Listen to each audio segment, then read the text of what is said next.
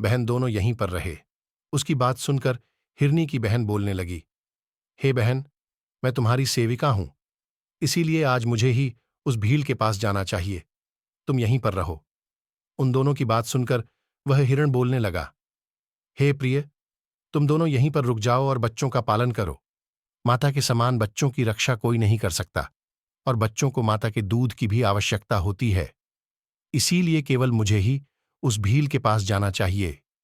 अपने पति की इस बात को दोनों हिरणों ने स्वीकार नहीं किया, और वे दोनों अपने पति से कहने लगीं, हे स्वामी, पति के बिना स्त्री का जीवन नष्ट हो जाता है, इसीलिए हम भी आपके साथ चलते हैं। फिर वे तीनों ही अपने बच्चों को सांत्वना देते हैं और पड़ोसियों को सौंपकर उस शिकारी के पास जाने लगते हैं। उन्हें जाते देख उनके बच्चे भी उनके पीछे पीछे जाने लगे। वह भील उसी वृक्ष पर उनकी प्रतीक्षा कर हुए बैठा था। फिर वे सभी हिरण उस स्थान पर पहुंच गए। उन सभी को अपने पास आता हुआ देखकर वह शिकारी बहुत प्रसन्न हुआ और उसने उन सभी को मारने के लिए अपने धनुष्य पर बाण चढ़ाया। ऐसा करते हुए पुनः थोड़ा सा जल और भील की चौथे प्रहर की पूजा भी संपन्न हो गई। चौथे प्रहर की पूजा होते ही उस भील के समस्त पाप भस्म हो गए। अनजाने में ही उसने महाशिवरात्रि का व्रत पूर्ण कर लिया, जिससे उसको दुर्लभ ज्ञान प्राप्त हुआ। उसका हृदय पाप से मुक्त हो गया और उसके अंदर भगवत शक्ति का वास हो गया।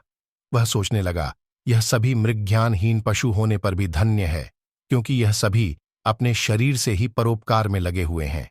यह सभी सत्य का पालन करने वाले हैं, किंतु मैं तो महापाप हूं। प्रतिदिन अनेक प्रकार के पाप करके मैंने अपने परिवार का पालन किया है। अब मेरी क्या गति होगी? मैंने जन्म से लेकर अब तक केवल पाप ही किए हैं। मेरे जीवन पर धिक्कार है।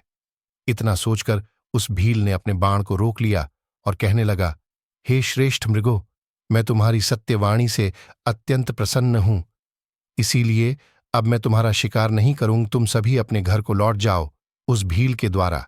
इतना कहते ही भगवान शिव उस पर तत्काल प्रसन्न हो गए और वे उस स्थान पर प्रकट हो गए, और उन्होंने बड़े बड़े ही प्रेम से उस भील से कहा, हे भील, मैं तुम्हारे व्रत से प्रसन्न हूं, अब तुम कोई वर मांग लो।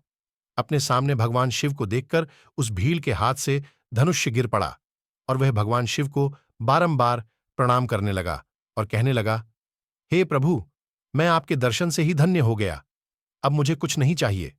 भगवान शिव उस भील से कहने लगे, हे व्याध, आज से तुम श्रृंगवेरपुर में जाकर निवास करो और दिव्य भोगों का उपभोग करो। तुम्हारे वंश की वृद्धि होगी, सभी देवता तुम्हारी प्रशंसा करेंगे। फिर एक दिन भगवान श्री राम तुम्हारे घर पर आएंगे और तुमसे मित्रता करेंगे। तुम उनकी सेवा करके दुर्लभ मोक्ष को प्राप्त करोगे। उसी समय वे सभी मृग भगवान शिव का दर्शन करके मृग योनि से मुक्त हो गए और दिव्य देह धारण करके विमान पर बैठकर दिव्य लोक को चले गए। तभी से उस पर्वत पर भगवान शिव व्यादेश के नाम से प्रसिद्ध हुए, जो दर्शन और पूजन करने पर तत्काल भोग और मोक्ष प्रदान करने वाले हैं। महर्षि व्यास कहने लगे, हे अर्षियों, इस प्रकार से अनजाने में ही महाशिवरात्रि का व्रत करने के कारण उस भील को भगवान शिव की कृपा प्राप्त हुई। संपूर्ण शास्त्रों में महाशिवरात्रि के व्रत को सर्वोत्तम कहा गया है। इस प्रकार से मैंने आप सभी को महाशिवरात्रि के व्रत का महात्म्य सुना दिया है। फिर सभी आर्षि महर्षि व्यास को प्रणाम करने लगे। तो दोस्तों, ये थी महाशिवरात्रि की व्रत कथा। इस कथा को पूरा सुनने के लिए आप सभी का धन्यवाद।